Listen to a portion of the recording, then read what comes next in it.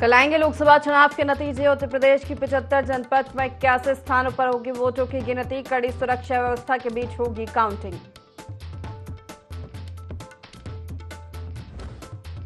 Kasganj police की gangster act में बड़ी कार्रवाई। शातिर आरोपी संजय की 1 करोड़ से ज्यादा की संपत्ति की जब्त। संजय पर हत्या की कोशिश, फिरौती सहित 1.5 दर्जन से ज्यादा मामले दर्ज। ग्रेटर नोएडा में 9 लाख की लूट का पर्दाफाश। चाचा भतीजे ने रची थी लूट की साजिश। पुलिस शिकंजे में 3 आरोपी। बिजनौर के प्रॉपर्टी डीलर की हत्या का खुलासा। पुलिस ने 5 आरोपियों को किया गिरफ्तार। पैसों के लेन देन में मारी थी गोली।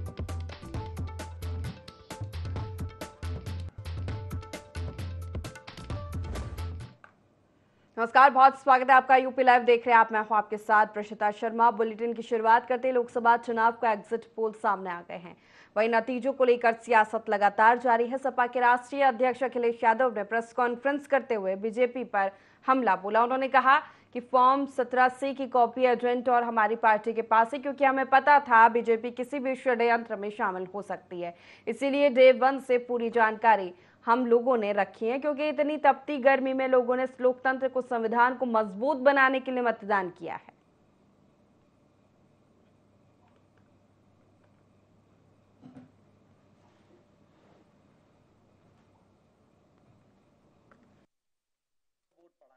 फॉर्म 17C की कॉपी एजेंटों के पास है, लेकिन उसमें ये भी जानकारी होनी चाहिए आपको कि 17C एजेंट के दस्तखत नहीं होते हैं, लेकिन एजेंट के पास वो फॉर्म 17C होता है, उसे जानकारी होती है कितना वोट पड़ा है।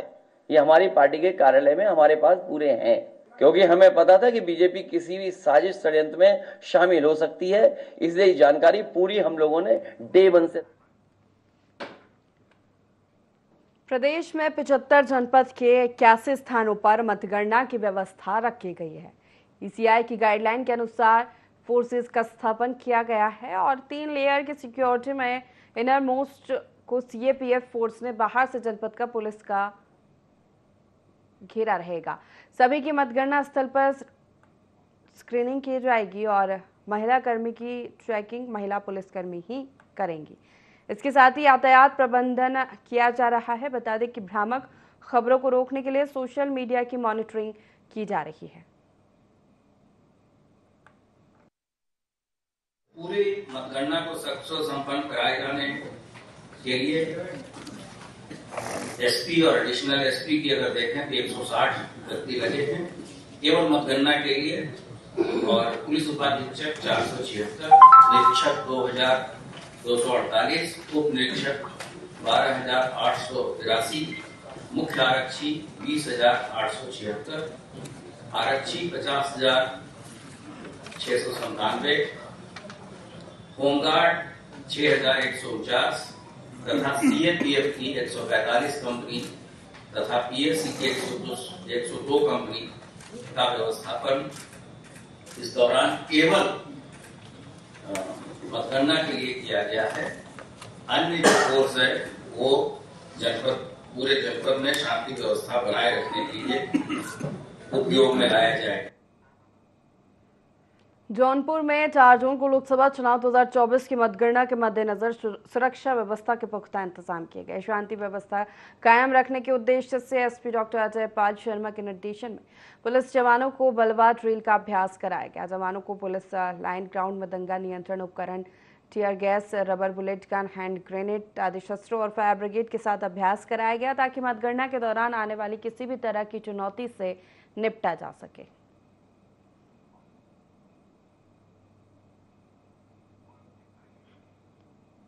जौनपुर से आपको खबर बता रहे हैं, जहां मतगणना को लेकर पुलिसकर्मियों का अभ्यास, शांति व्यवस्था बनाए रखने की अपील की जा रही। मतगणना को लेकर पुख्ता इंतजाम सुरक्षा के किए गए हैं। तमाम तरह की ट्रेनिंग दी गई है कि कैसे मतगणना के दौरान सजगता बरतनी होगी।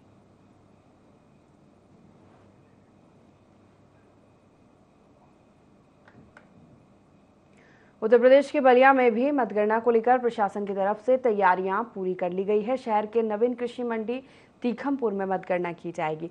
सुरक्षा को लेकर भी मतगणना स्थल में पुख्ता इंतजाम किए गए हैं। तो वहीं समाजवादी पार्टी के प्रदेश सचिव मुन्ना खां का कहना है कि हम लोगों के राष्ट्रीय अध्यक्ष की तरफ से निर्देश है कि मतगणना स्थल पर सभी कार्यकर्ता निगरानी रखेंगे, कहीं से किसी तरह की लापरवाही नहीं होनी चाहिए, जिसको लेकर समाजवादी पार्टी के सभी कार्यकर्ता 24 घंटे मतगणना स्थल पर मुस्तैद हैं। नवीन मंडी पे इसलिए आए हैं कि यहाँ जिले भर का बूथ जो है, जो ईवीएम मशीन है, जमा हुआ स्ट्रांग रूम है, चूंकि यही जमा है। मेन गेट के बाहर हम लोग लगे हुए हैं कि कोई गड़बड़ी ना हो, कोई अवैध गाड़ियां ना आए, कोई गलत ईवीएम मशीन ना कोई गाड़ी घुस जाए। जैसे कि आपने देखा होगा कुछ दिन पहले आए, आप लोग जागरूक लोग हैं, जैसे जौनपुर में घटना घटी थी, उस तरह हम लोग काफी सतर्क हैं। अपने माननीय नेता राष्ट्रीय अध्यक्ष जी के अनुसार उनका निर्देश है, खास करके इंडिया गठबंधन के हर नेताओं का निर्देश है कि आप स्ट्रांग रूम के बाहर परमानेंट निगरानी करते रहें, अगोरते रहें, ताकि प्रशासन जो है कोई गलत न कर पाए। ग्रेटर नोएडा पुलिस ने 9 लाख की लूट का खुलासा कर दिया है। पुलिस ने लूट की वारदात को अंजाम देने वाले 3 आरोपियों को गिरफ्तार किया है, जबकि एक आरोपी फरार है। चाचा भतीजे ने अपने दोस्तों के साथ लूट की योजना बनाई थी। अपने शौक को पूरा करने के लिए लूट की वारदात को अंजाम दिया था। पुलिस ने आरोपियों से लूटी गई रकम बरामद की है।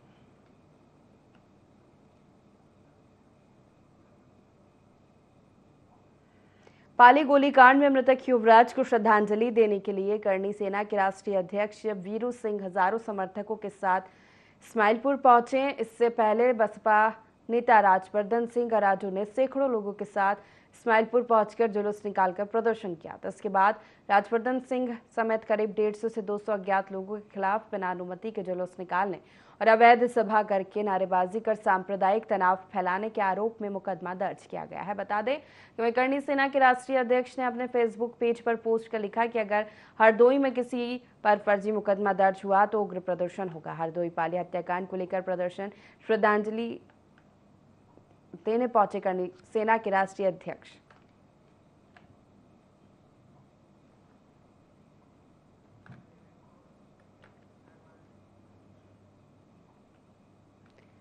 लहरपुर के सबसे बिजी चौराहे पर लगे एटीएम को कुछ बदमाश उखाड़कर फरार हो गए। जब सुबह स्थानीयों ने देखा तो पुलिस को इसकी जानकारी दी।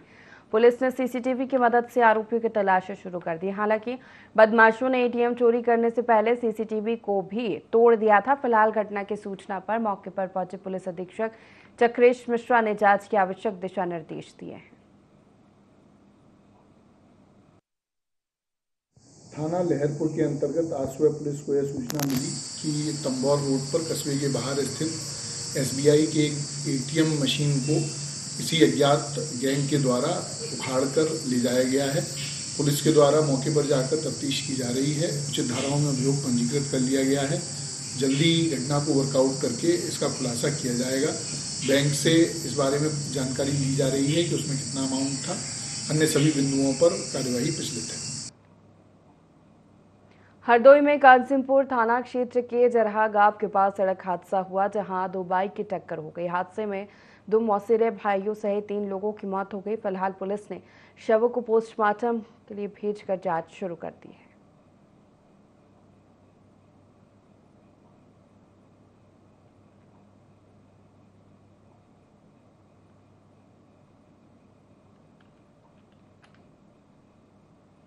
बिजनौर से खबर है, जब प्रॉपर्टी डीलर की हत्या का खुलासा हुआ है। प्रॉपर्टी डीलर सुशील कुमार की गोली मारकर हत्या की थी। पुलिस ने 5 आरोपियों को गिरफ्तार किया। पैसों के लेन देन को लेकर हत्या की थी। खुलासा करने वाली टीम को 25,000 रुपए का इनाम मिला।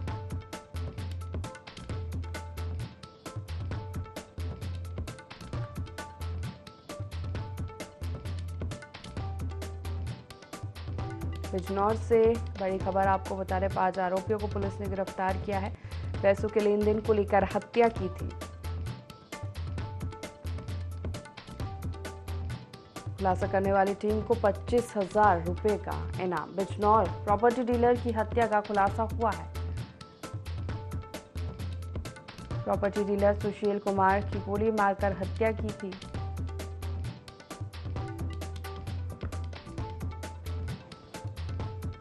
पुलिस ने 5 आरोपियों को गिरफ्तार किया है। पैसों के लेन देन को लेकर हत्या की वारदात को अंजाम दिया था। खुलासा करने वाली टीम को 25,000 रुपए का इनाम भी दिया गया। बिजनौर में प्रॉपर्टी डीलर की हत्या का पुलिस ने खुलासा कर दिया है। 5 आरोपियों को गिरफ्तार किया है पुलिस ने।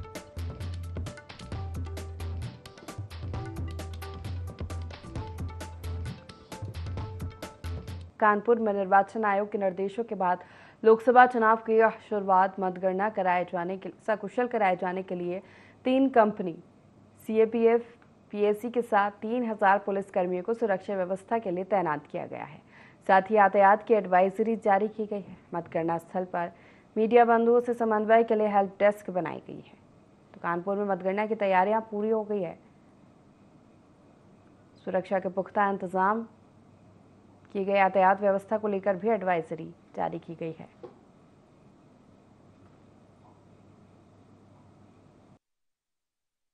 माननीय चुनाव आयोग के द्वारा दिए गए निर्देशों, डीजीपी हेडक्वार्टर्स के द्वारा दिए गए निर्देशों को जो है ध्यान में रखते हुए आज पुलिस विभाग के कर्मचारियों की ब्रीफिंग की जा रही है। साथ ही साथ 3,000 से ज़्यादा पुलिस कर्मियों की ड्यूटी लगाई गई है। त्रिस्तरीय सुरक्षा व्यवस्था की गई है।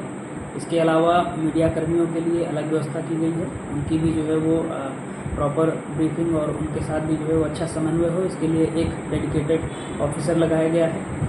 जो कैंडिडेट्स हैं उनसे भी जो है वार्ता की गई है और उनको भी डूज एंड डोंट्स के बारे में बताया गया है। ट्रैफिक को लेकर के अलग एडवाइजरी जारी की गई है और ट्रैफिक के लिए पर्याप्त मात्रा में पुलिस बल को जो है वो डिप्लॉय किया गया है। सेंट्रल पैरामिलिट्री फोर्स और पीएसी की 3 कंपनियों को जो है वो इस व्यवस्था में लगाया गया है और जिला प्रशासन और पुलिस प्रशासन के द्वारा पर्याप्त मात्रा में जो है अन्य जो पानी, यूरिनल और अन्य जो व्यवस्थाएं हैं हीटवेव को देखते हुए वो सब भी जो है की जा रही है।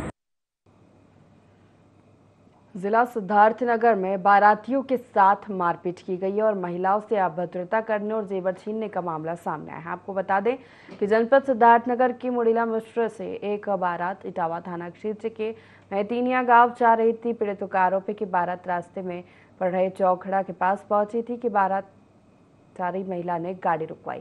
इसी बीच शराब पिए कुछ मंचलों ने महिलाओं से छेड़खानी करने लगे, जिसका विरोध करने पर दबंगों ने हमला कर दिया। बारात में जा रहे दर्जनों लोगों को गंभीर चोटें आई हैं। पीड़ितों का आरोप है कि दबंगों ने महिलाओं के साथ जोर जबरदस्ती की और उनके शरीर पर पहने लाखों के जेवरों और पैसों की लूट की। पीड़ितों ने न्याय की गुहार लगाई।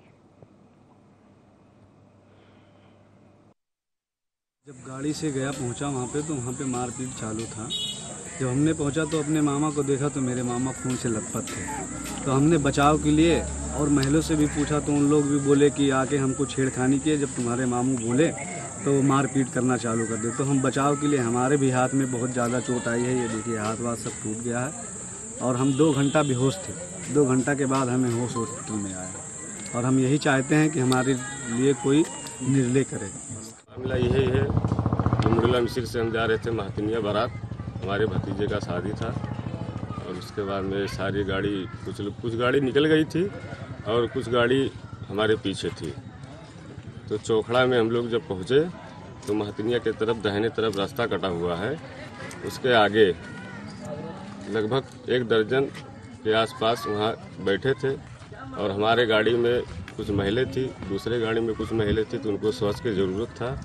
मैं इसलिए गाड़ी वहाँ रोक कर उनको फ्रेश करवाना चाहा तो उन लोग दारू पीकर और उल्टा पुल्टा गाली गुप्ता देने लगे, छेड़खानी के। और हम इंसाफ चाहते हैं। सिद्धार्थनगर में खनन माफिया के हौसले बुलंद हैं। मिट्टी खनन माफिया ने एक युवती की जान ले ली। युवती सोनोली नानकर से अपने घर जा रही थी, तभी खनन माफिया के ट्रैक्टर ट्रॉली ने उसे टक्कर मार दी, जिसमें उसकी मौत हो गई है। गौलहोरा पुलिस ने ट्रैक्टर ट्रॉली मालिक पर मुकदमा दर्ज किया है।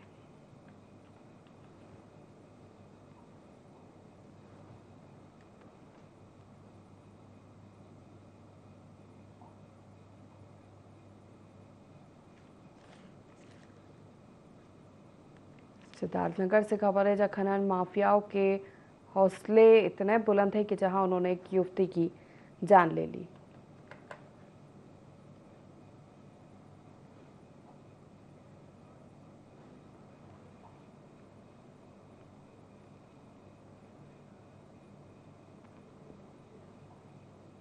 चलिए लखनऊ से बड़ी खबर का रुख कर लेते हैं, जहां एटीएम की गार्ड से मारपीट का वीडियो वायरल हो रहा है।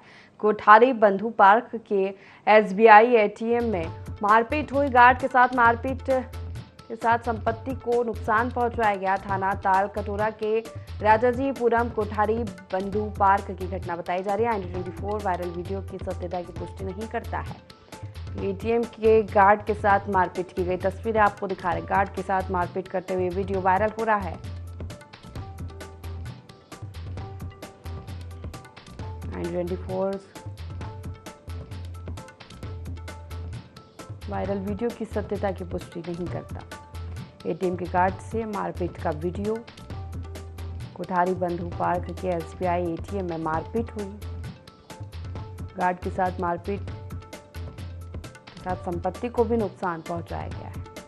थाना ताल कटोरा के राजाजीपुरम का मामला बताया जा रहा है। IND24 वायरल वीडियो की सत्यता की पुष्टि नहीं करता।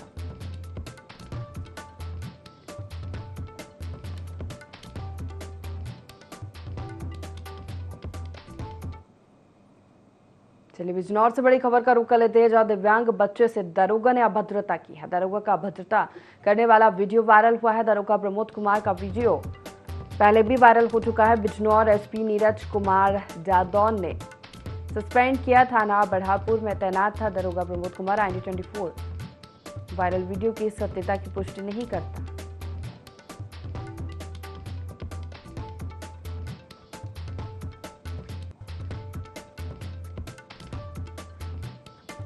बच्चे से अभद्रता का ये वीडियो सामने आया है।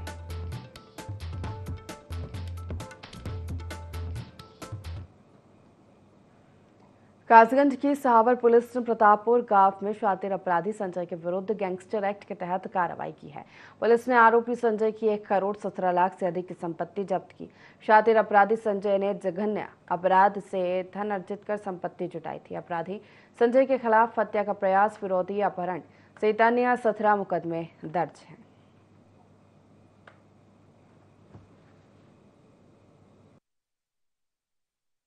कासगंज पुलिस द्वारा थाना सहावर के हिस्ट्री शीटर अपराधी, जिस पर पूर्व से 17 अभियोग पंजीकृत है, उसके विरुद्ध गैंगस्टर एक्ट के 14(1) के अंतर्गत कार्रवाई करते हुए उसकी लगभग 1 करोड़ 17 लाख की संपत्ति जब्त की गई है।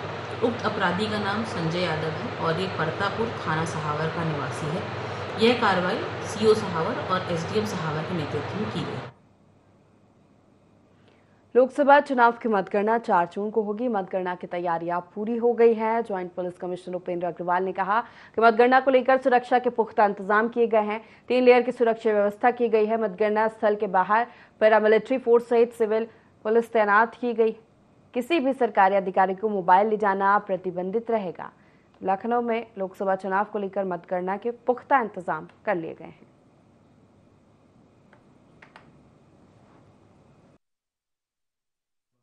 कल दिनांक 4 जून को जनपद लखनऊ में लोकसभा चुनाव 2024 की मतगणना होना प्रस्तावित है, जिसके लिए सुरक्षा व्यवस्था पुख्ता इंतजाम किए गए हैं।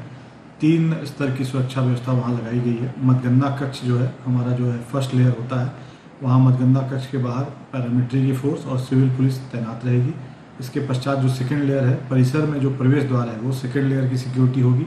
उन प्रवेश द्वारों पर TFMD लगाए गए हैं, फ्रिस्किंग चेकिंग की जाएगी। वहाँ पर भी पैरामिलिट्री और सिविल पुलिस रहेगी। किसी भी काउंटिंग एजेंट्स को या सरकारी कार्मिक को भी जो अंदर मतगणना में शामिल होंगे उन्हें मोबाइल ले जाना अलाउड नहीं होगा।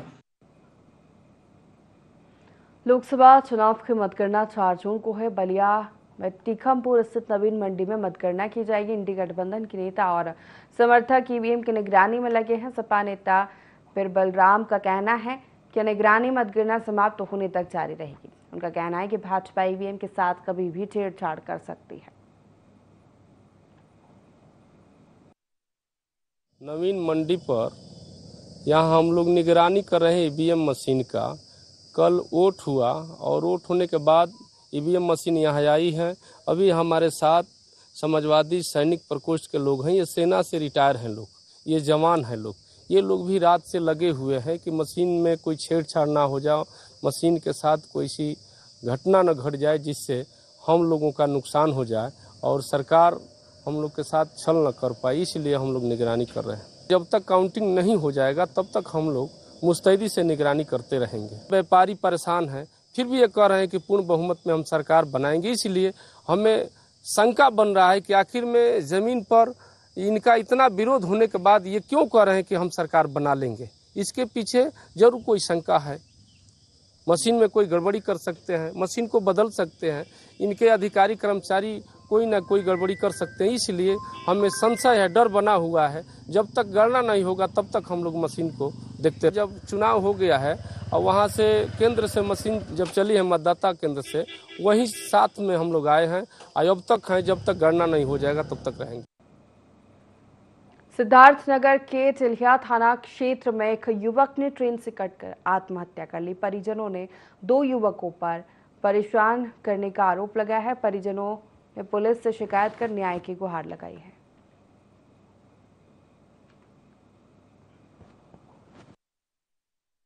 वही लोग जबरदस्ती हम ही सब लोन निकलवाए रहे। हम कही भैया हम नहीं भर पाए, लेकर जबरदस्ती हम ले गए। पैसा उन्हीं सब लिया है, वही 1.5-2 लाख हमें थोड़ा बहुत दिए रहे। 1 लाख तक रुपया हमें दिए रहे। कोनो में 10,000, 20,000, कोनो में 15,000, कोनो में 30,000, कोनो में 35,000 ऐसे लिया। यह बेटी शादी करे रहा तो हम 2 जगह खाली निकलवाए रहे और बाकी कुल जगह के जबरैया नहीं सब निकलवाए हैं।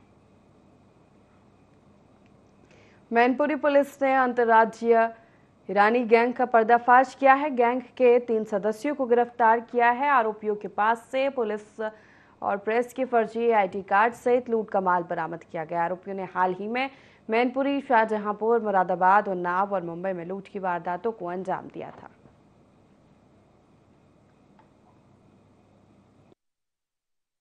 शहर मैनपुरी से एक रिटायर्ड शिक्षक उनके साथ एक टप्पेबाजी की घटना हुई थी, जिसमें मुकदमा पंजीकृत हुआ था थाना कोतवाली में, और इसमें शॉर्ट सर्विलांस और कोतवाली की टीम गठित की गई थी, जिससे संबंधित 3 अभियुक्तों को आज इसमें गिरफ्तार किया गया है। इसमें एक मोहम्मद सैयद है और एक मोहम्मद अली है, जो दोनों भोपाल के रहने वाले हैं, और एक हैदर जब्बार जाफरी है, ये महाराष्ट्र का रहने वाला है।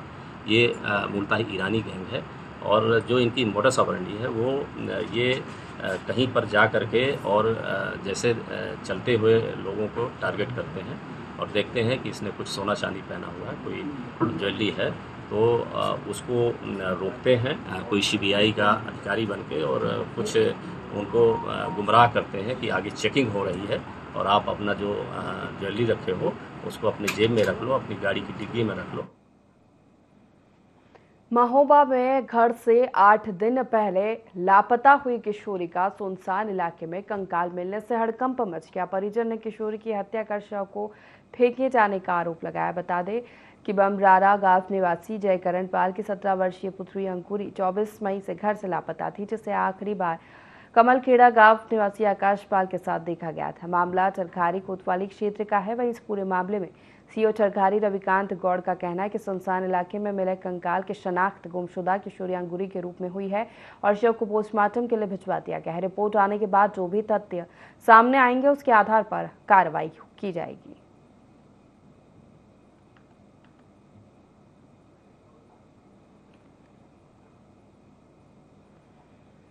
इसी के साथ फिलहाल के लिए इस बुलेटिन में इतना ही। लगातार खबरों के लिए देखते रहिए IND24। नमस्कार।